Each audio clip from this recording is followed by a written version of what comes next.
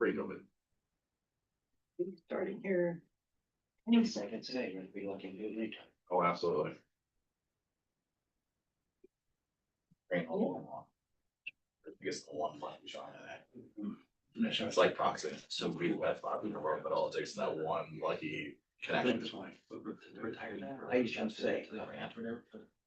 There's like, oh my God, that's so huge. That's why we tell our guys, Like- quite fast card. We don't want them. It's unbelievably huge. Yeah, like that thing, unbelievable numbers like that, figure out any fundraiser. Yeah. Oh, for us. Fundraise up back up for awareness. Like, it's really exciting between like the really full. All right. The season. Right there.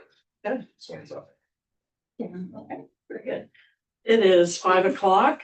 We will call the February 23rd. 23rd, right? Yes, it is. Meeting of the Delphi Redevelopment Commission to order. Please do introductions. Mike, why don't you start us off? Okay, Mike Tetrault, is mayoral appointee to the commission. And Anita Whirling, also a mayor appointment. Spencer Kingery, council appointment. Danny Myers, council. Christina Langsdorff, mayor appointment. And Cameron, do you want to introduce yourself? I'm Cameron Yates. I am the proud Delphi mayor. And in the audience? Pamela Moore, superintendent of Delphi. Very good. Thank you, everyone. First order of business was the approval of minutes from the January 22nd meeting. And these were prepared by Carmen. Thank you, Carmen. Make a motion to approve the meeting minutes from January 22nd. Second.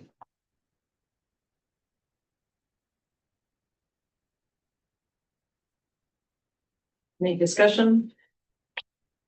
All those in favor of accepting the minutes from January 22nd, signify by saying aye. Aye. Carries. Then next is just a review of the financial status, and you'll see in your packet is the fund report, which shows that we did have some disbursements from the bills that we approved at the last meeting.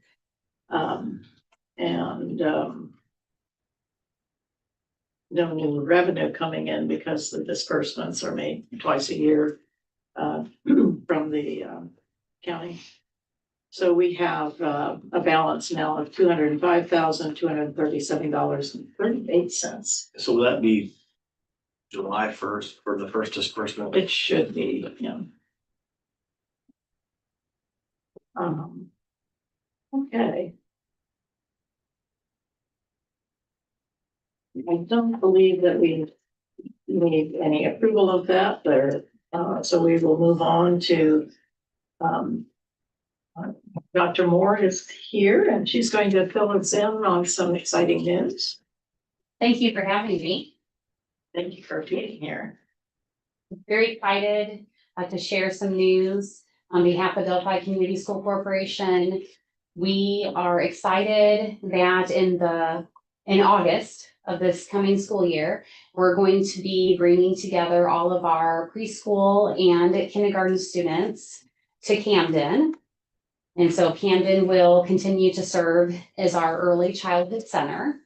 Currently, they're separated. So we house some of our preschool students and kindergarten students at Camden and at Delphi Community Elementary School. So it's just really exciting to bring our preschool and K together and truly have a unique early learning opportunity for them.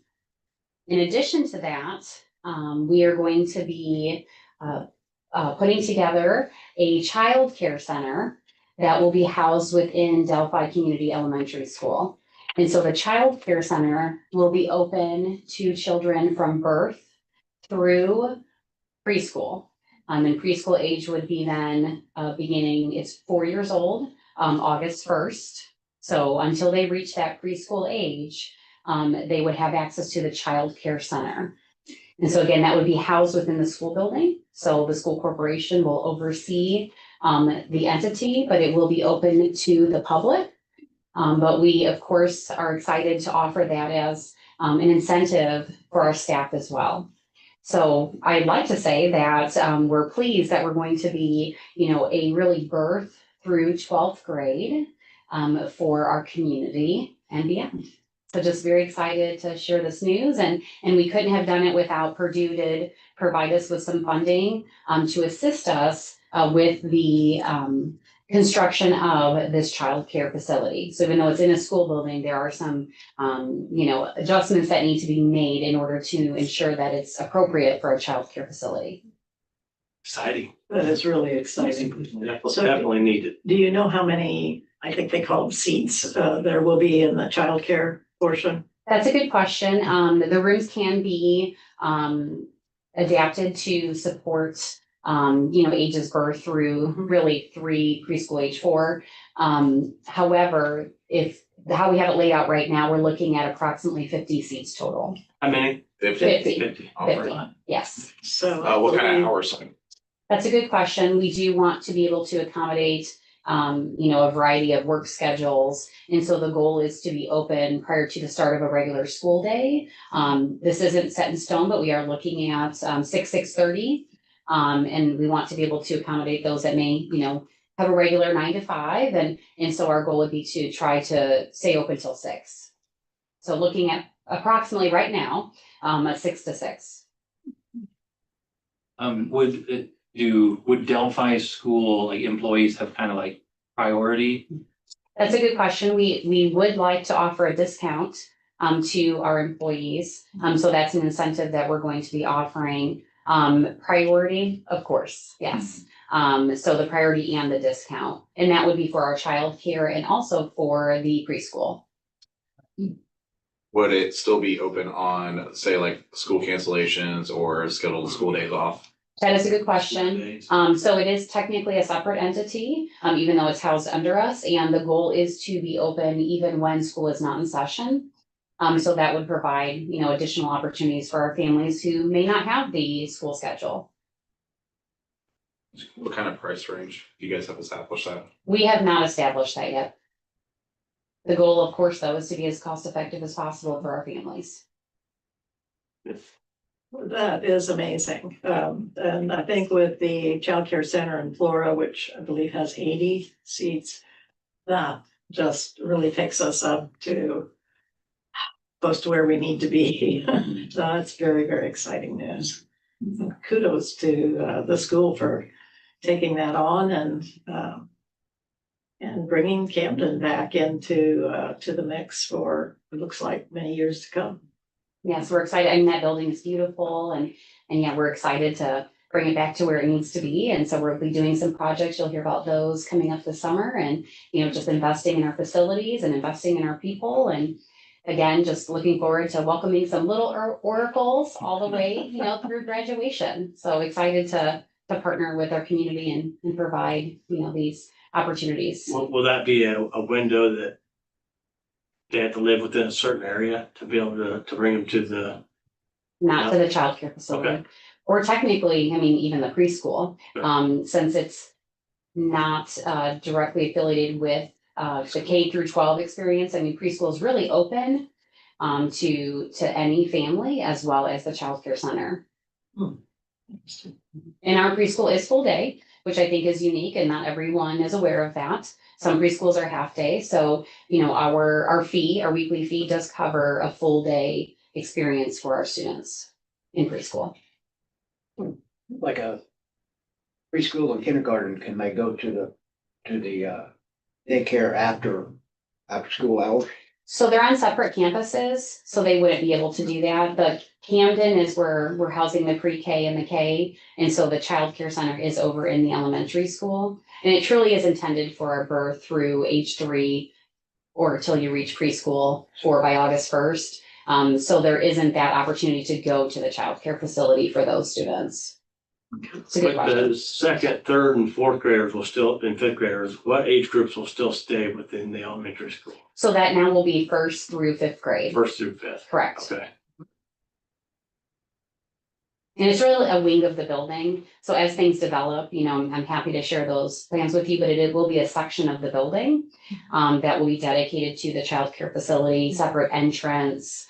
So we're modifying things so parents will have, ease of drop off and pick up as a separate space versus trying to, compete with the school drop off as well. That can be challenging. So we are separating the two. Okay, that was a question we had today, so.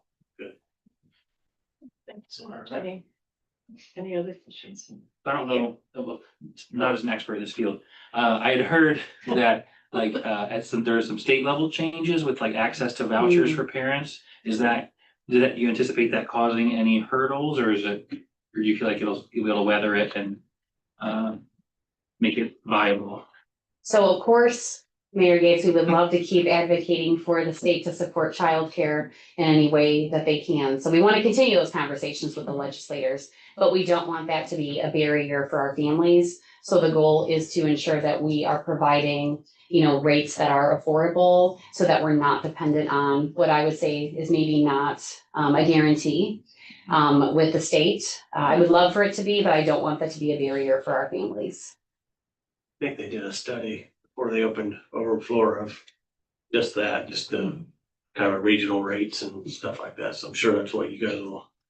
We're doing a study right now. Yeah, Yep. yeah. Again, we want to be affordable. So, yeah, well, thank you for letting me share. Excited for our community. Thank you for all your work. Thank you. Thanks. Thank you.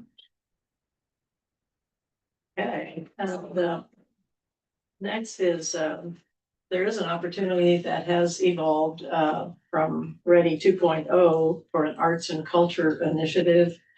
And when was the webinar? It was like a week and a half ago, or so. Yes.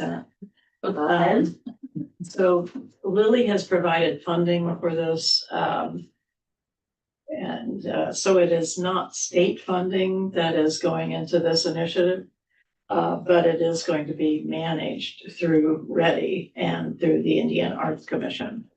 There, I believe, is around $35 million that will be distributed throughout the state.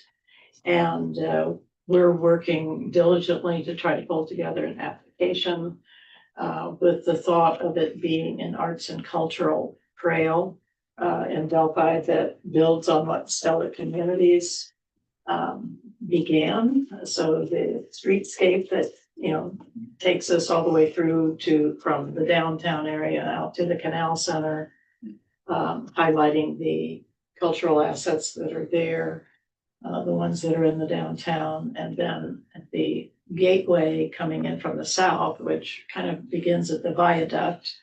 We're hoping to add some new cultural assets. The interurban station that the Preservation Society is working to restore.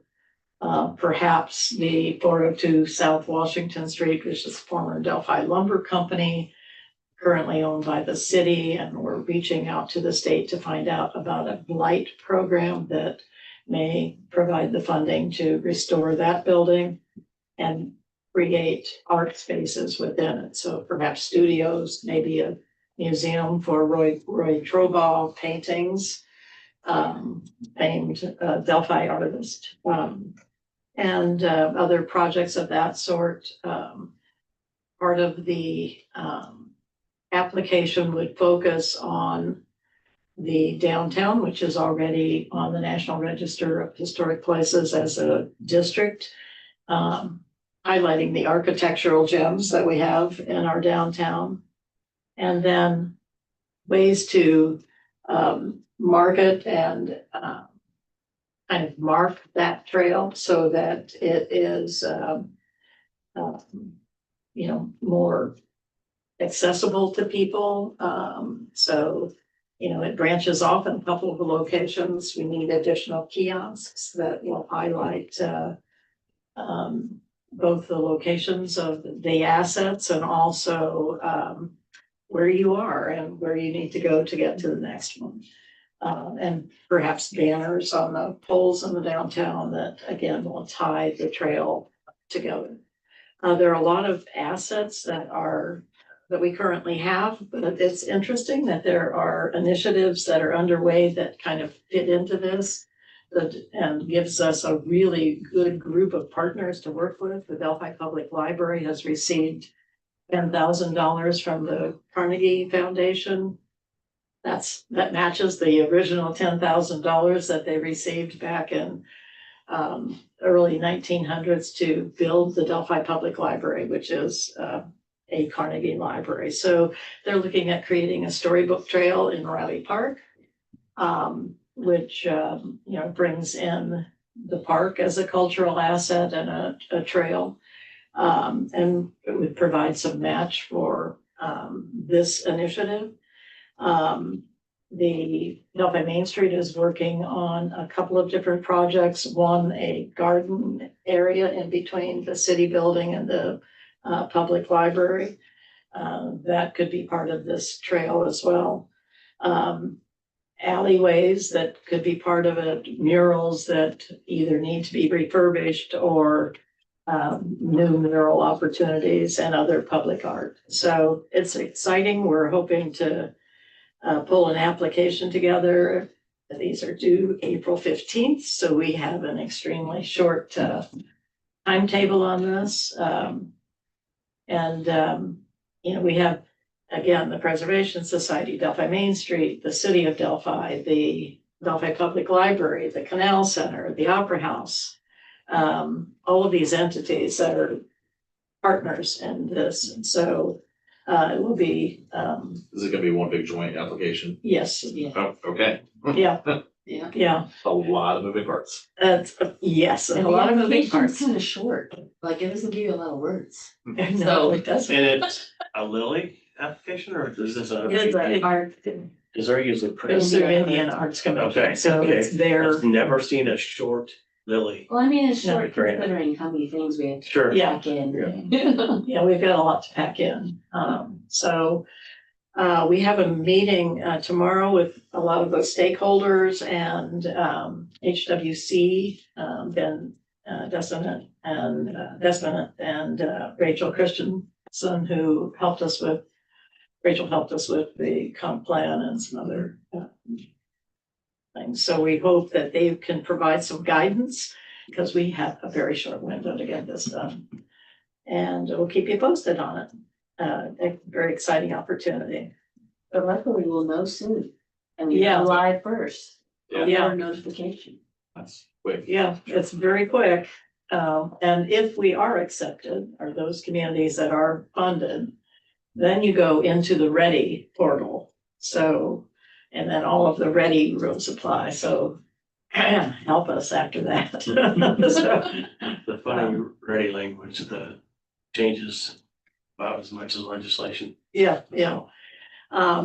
So in this short period of time, we need to find out about the Ready Light program for 402 South Washington, and then obviously get our application together with all of these cooperating partners. So we'll keep you updated. All right. Project 218, really do not have any additional information. I believe that there is a second letter that is on its way out to the property owners. And we also have some potential leads into connecting with two of the property owners who have not responded. So hopefully we can have an update for you at the next meeting. And then Mayor Yates, I know there's some exciting stuff happening both with Bowen Estates and with the Oracle Acres. Can you fill us in on that? Yeah, so this month's council meeting, right afterwards, we had, that was just a couple weeks ago, we had a planning meeting for a rezone for a possible housing development that was proposed just outside of Bowen Estates. It was proposed to go from R1 to R2, which is a very minor zoning change, basically for the number of homes density. But that was approved by the planning commission, which moves it to the next step, which will be March 2nd. It'll be heard and voted on with the council. So Oracle Acres is, in my opinion, when you're trying to grow your city, you gotta have different options of housing development.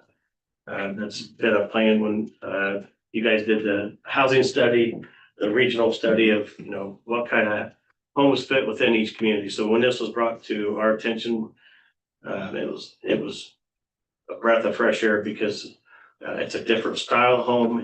It's ownership of our younger generation. So we want to keep our youth here after graduation, after college, come back, start your family here. Not everybody can just start out in a $500,000 home. So this is a condominium style setup that they own. They want to keep the price between 200 to 220.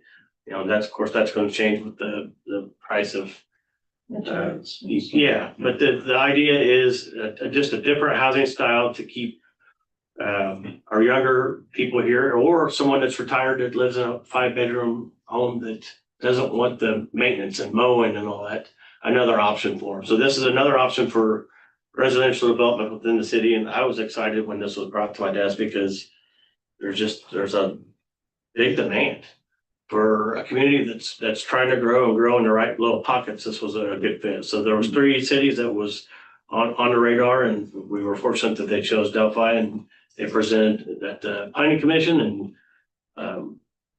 yeah, it moves on to the next step. It's exciting. You guys have in your packet the plans. Dr. Moore, have you seen these? I believe I sent them to you. Yep. Yeah. Thank you. Yeah. So again, it's just another option. It's another option for first time ownership or someone that's retiring.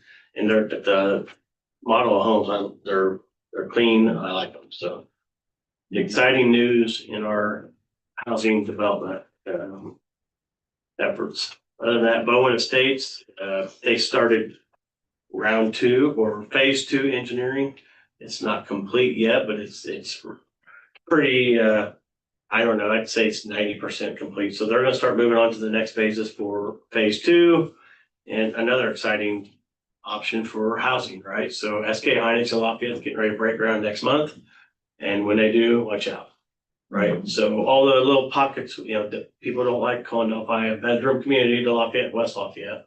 But essentially that's what we are. There's a lot of people that don't want to live in the bigger cities. They want to live in a little small city like Delphi. And that's kind of, a lot of communities are growing because of that. So we are trying to make sure that we grow and we grow in the right capacity. So I foresee phase 1 filling up a lot quicker than last year. We had 5 homes? 5 homes with a couple of foundations, and there's already several applications and lots bought for 2026. So once the weather breaks, they're off and going to continue building in phase 1. Phase 2, the engineering, once that's complete and they go through the planning commission process, I foresee it building out pretty quick. So a lot of work involved with that, as you know, and the good thing is the developer agreed to change the engineering to where the back of Riley Meadows that does not have an exit now, that would be a priority. So right now it's one way in, one way out. And I explained to Greg several times that we've been pinned. We've had an event, a storm, to where we couldn't get emergency personnel back here. And that's scary. And it's been like that since the 50s. Yep. He heard it and understood it and agreed to change some things around. We're fortunate for that for phase 2. It changed the layout of the homes, the number, instead of doing it phase 2, 3, and 4, it's going to be phase 1 and 2.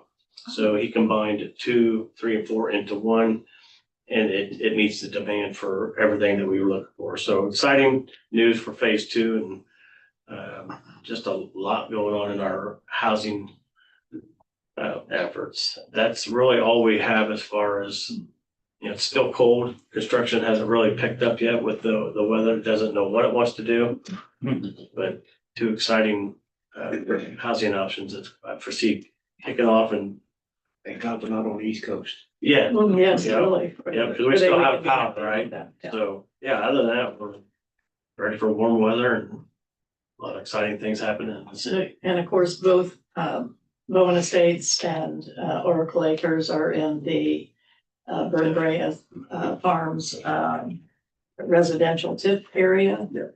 And I think while there has not been an ask yet from Rowan Estates, we could see that either of these projects might require bonding for infrastructure. So we wanted to make sure that these were on, our radar moving forward in case that might be, a necessity. Yeah, so that's how the 2580 fund, that was nothing for years. I mean, there was nothing in it, now we have cash flow coming in, and that's how we continue to build it. That's how we continue to expand, to put infrastructure and help our schools just buy additional housing, and that's what this account, that's how it's gonna grow. So it was a very good decision to put the TIF in that area, and if you build it, they will come.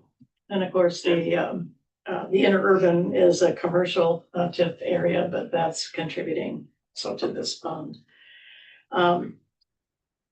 James Wells, who's ordinarily here from the EDC, is attending the ag dinner, as Miriam is tonight. So, but the Carroll County Economic Development Corporation has just completed their strat plan. I'll let him introduce that to us next month. But I did also want to make you aware that the Shell building in the Hoosier Industrial Park, Hoosier Heartland Industrial Park, does have an offer on it. And so we're waiting to hear back on that. And hopefully have some good news on that. But that's really about all that I can say about it right now. Okay, that I think is it, unless there's other business, other questions. Just one small thing, it's not really tied directly into the Delphi Redevelopment Commission, but the city did approach the Carroll County Redevelopment Commission. The water tower on site for Indiana Packers that was built in 1990 is due to be, needs some TLC, and it needs what we call rehab. So we found out Mother Nature chose to make that a little bit quicker than it's been in the works, but we're approaching the redevelopment commission for funding to get that taken care of. Had a lot of meetings with Packers and on the importance of keeping the industrial park, the jail, Indiana Packers, all that area supplied with water. And of course, it's 35 years old. So they were approached last week, and we will continue to work on that path of how we get that taken care of. But regardless, it's something that has to be on the schedule now. IDEM sees our efforts, they understand our efforts, they understand, but it's to a point where we have to do it. So hopefully we can partner up and get that taken care of. But I would keep this board posted on any future developments on that. So. And of course, it's part of the Indiana Packers TIF area, so. Yep. Hopefully the redevelopment commission, the Carroll County Redevelopment Commission will fund that. Yep. Okay. Nothing else, then one last motion. Will we adjourn? I'll second. Okay, all in favor, signify by saying aye. Aye. Aye, motion carries, and we are out of here.